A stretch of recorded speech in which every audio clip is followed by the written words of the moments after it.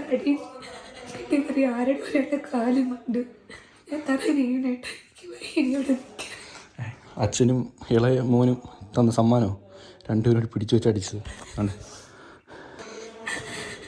എന്തൊക്കെ പറഞ്ഞ കൊച്ചു പിടിച്ച് ചീത്ത കുറേ ചീത്ത പിടിച്ച് നിന്റെ കഥവ് ഇവിടെ പിടിച്ചുകൊണ്ട് എന്തൊക്കെ മാറും പറഞ്ഞ ഗർഭിണിയായിരുന്നു പാർക്ക് അടിച്ചത് പറ.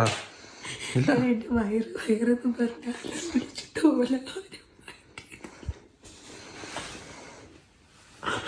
എത്ര എൻ്റെ മുഖത്തെ വയറ്റിട്ടാണ് കിട്ടി.